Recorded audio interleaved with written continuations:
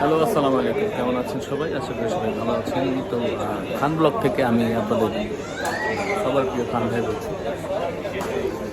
তো আসলে ভিডিওটা করার উদ্দেশ্য হচ্ছে যে গত 3 দিন যাবৎ আমি অনেককেই ফোন পিক আপ করতে পারি নাই বা মেসেজে উত্তর দিতে পারি নাই, সেটা ইউটিউবেও, হোয়াটসঅ্যাপেও এবং ফোনেও তো করতে পারিনি। কারণ একটা দুর্ঘটনা হয়েছে আমার সাথে বা আমার ফ্যামিলির সাথে বা আমার হচ্ছে দাদি শাশুড়ি, উনি মারা গেছে হার্ট ফাউন্ডেশনে এখানে। তো বুধবার রাতে মারা গেছে আর কি। তো বৃহস্পতিবার ভোরের থেকেই আমি খুব ব্যস্ত যে হাসপাতালে দৌড়াদৌড়ি করা।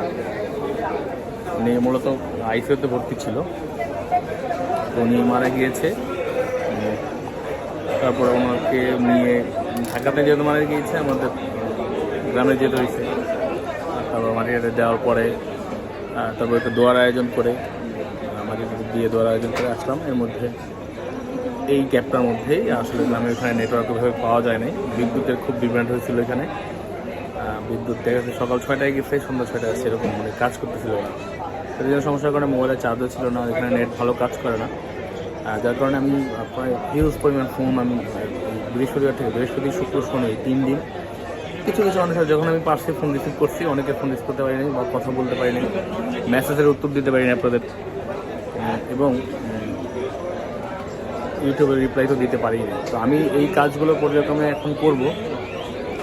তারপরে যারা অনেক কাস্টমার হয়তো এসে ফেরত গিয়েছেন, আমি যেহেতু ছিলাম না, এবং অনেকে ফোন পিক আপ না পারার কারণে হয়তো রাগ করতে পারেন বা মেসেজের উত্তর পান না, হয়তো রাগ করতে পারেন। এই 3 দিন যাবতের জন্য আমি সবার কাছে জানানোর সুযোগটাও পাইনি। আসলে সিচুয়েশন ওরকম ছিল না,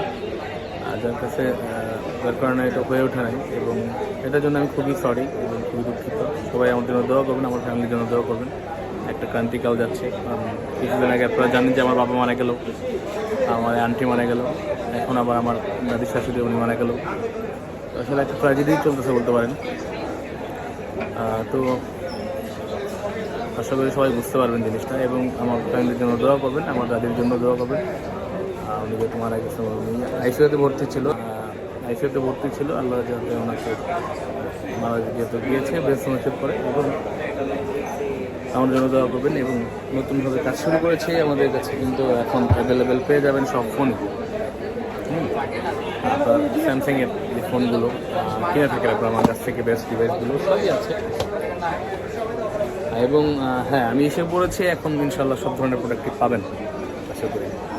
ভালো থাকবেন সবাই, দোয়া রাখবেন আমার জন্য। এবং যাদের ফোন আমি দেখেছি যে অনেক পরিমাণ ফোন দিয়েছেন, আমি তাও রিসিভ করতে পারিনি, কারণ ওই সিচুয়েশন ছিল না। ফোনটা এক জায়গায় ছিল, আমি অন্য জায়গায় ছিলাম, বা নেটওয়ার্কের ওখানে প্রবলেম ছিল বা অন্যান্য প্রবলেম থাকার কারণে ধরা হয়নি। এর জন্য ক্ষমা সুন্দর দৃষ্টিতে দেখবেন, আমার জন্য দোয়া করে বেশি। আমি খুবই সরি আপনাদের যারা ফোন রিসিভ করতে পারিনি, কষ্ট নেবেন না, এবং ইনশাল্লাহ এখন যোগাযোগ করলে পাবেন অ্যাভেলেবেল নিয়মিত। ভালো থাকবেন সবাই, আসসালামু আলাইকুম।